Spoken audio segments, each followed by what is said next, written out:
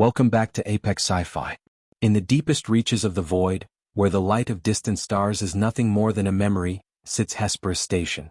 It was once a cutting-edge research facility dedicated to studying dark matter organisms. 10 years ago the station went silent. No distress signal, no final log, just a sudden, absolute vacuum of information. The hegemony declared it a graveyard and scrubbed it from the charts. But recently, a salvage crew ignored the warnings. They entered the Hesperus and only one man came out. He was found drifting in an escape pod, clawing at his own eyes, whispering about the spider in the static. The insurance conglomerate that owns the station's patents doesn't care about the salvage crew. They care about the data drive still sitting in the primary lab. They need a specialist. They need someone who doesn't have a soul for a monster to eat. They hired Silas Vane. The shadow wing drifts silently alongside the Hesperus. The station is a skeletal wreck, its spinning rings long since seized up, covered in a thick layer of space frost and a strange, pulsating black organic growth. Silas Vane sits in his cockpit, the only light coming from the scrolling green diagnostics on his monitors and the steady, cold glow of his blue visor. He isn't checking for life signs, the station is officially dead. He is checking for heat anomalies. His visor pings. Something is moving in the central hub. Something large. Vane doesn't take the main docking port. He knows that's where the trap is set. Instead, he maneuvers the shadow wing to a breached maintenance hatch on the underbelly of the station. He engages the maglocks, grabs his heavy-duty pulse shotgun and cycles the airlock. He steps into the Hesperus. The silence is absolute, the kind of silence that feels heavy against your ears. The air is stale, smelling of ozone and old decay. Vane's boots clank softly on the metal floor, the sound echoing down corridors that seem to stretch into infinity. He activates the shoulder-mounted floodlights on his armor, but the beams struggle to pierce the dark. The walls are covered in the same black sludge he saw from the outside, a biomatter that seems to absorb light.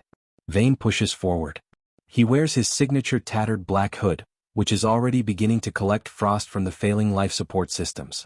His featureless obsidian mask is a wall of mystery, the blue horizontal visor scanning the environment in 3 different spectrums. Suddenly the static starts. It's not just in the station's speakers, it's in his helmet. A low-frequency hum that vibrates in his skull. Then a voice. "Help, please, it's so cold." The voice sounds exactly like the salvage captain from the reports. Vane stops. He doesn't move toward the sound.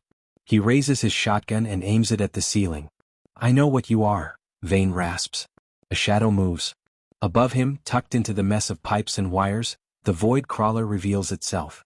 It is a nightmare of evolution, a mass of spindly, multi-jointed black limbs, skin like polished obsidian, and a head that looks like a cracked human skull with too many teeth.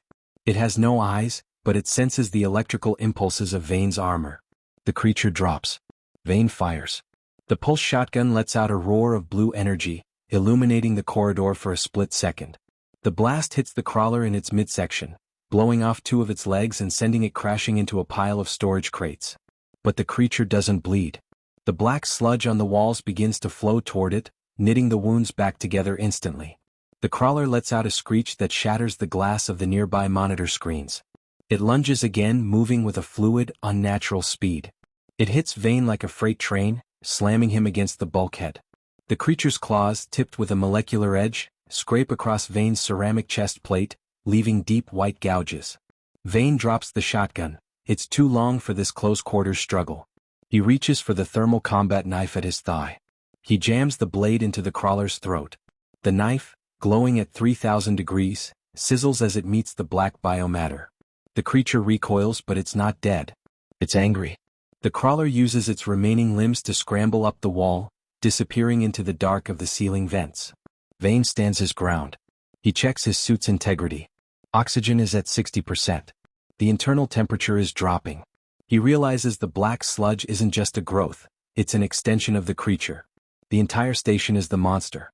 He needs to get to the lab, but the crawler is playing with him. It starts mimicking more voices. His own voice. "The hunt is over, Silas, give up."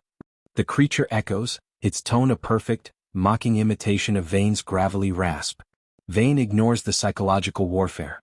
He reaches into his belt and pulls out a localized thermal charge, usually used for breaching thick blast doors. He sets the timer for 30 seconds and drops it into the black sludge at his feet. He turns and runs. The explosion rocks the station. The thermal charge creates a miniature sun for 5 seconds, incinerating the biomatter in the hallway. The void crawler lets out a pained, guttural howl. The connection to its web is severed. Vane reaches the primary lab. The door is sealed with a heavy-duty magnetic lock. He doesn't have time to hack it. He hears the crawler behind him, dragging its heavy, rebuilt body across the metal floor. The sound is like nails on a chalkboard. He uses his gauntlet's override to blow the door's hinges. He slides inside and slams the manual emergency lever. The blast door falls, cutting off the crawler just as its claws reach the threshold. Vane is in the lab. It's a mess of broken glass and frozen corpses. He finds the primary data drive. It's still humming. He begins the download. The door begins to groan. The void crawler is on the other side, using its immense strength to peel the reinforced steel like a can of sardines. 10%, Vane mutters, watching the progress bar on his visor. The steel door buckles. A clawed hand, nearly a meter long, punches through the metal. Then another. The creature begins to force its way through the gap. 50%. The crawler's head squeezes through. Its jaw unhinges, revealing a throat that looks like a black hole. It lets out a pulse of fear-inducing pheromones. Vane feels his heart rate spike. His mind starts to flood with images of his own failures, the faces of the targets he couldn't save, the cold emptiness of the void. Vane closes his eyes. He focuses on the cold, hard reality of the obsidian mask. He focuses on the steady blue line of his visor. He isn't a man, he is a hunter. He is a wall of granite. Download complete. Vane pulls the drive and kicks a nearby canister of liquid nitrogen. The gas floods the room, creating a thick white fog. The crawler lunges into the fog, blinded by the sudden drop in temperature. Vane isn't where it thinks he is. He's already in the air vent. He scrambles through the narrow shafts, hearing the creature tearing the lab apart behind him. He reaches the maintenance hatch where the shadow wing is docked. He cycles the airlock and slams the detach button. The shadow wing blasts away from the Hesperus, its thrusters incinerating a cluster of black tentacles that tried to hold it back. Vane sits in his pilot seat. He is breathing hard. He looks at the data drive in his hand. He looks at the gouges in his armor. He receives a transmission from the insurance conglomerate. "Mr. Vane, do you have the data?" Vane looks at the Hesper station. He sees the black sludge pulsing, growing even larger now that it has been fed. "I have it," Vane says. "But you're going to pay double. I had to kill a ghost today." He sets a course for the inner rim. He doesn't look back at the station. He doesn't think about the voices. He pulls his tattered black hood back into place and watches the blue visor reflect in the glass. The hunt was successful, but some places in the void were never meant to be found. This has been Apex Sci-Fi. Fear is just another signal to be filtered. If you enjoyed this descent into space horror with Silas Vane, hit that like button.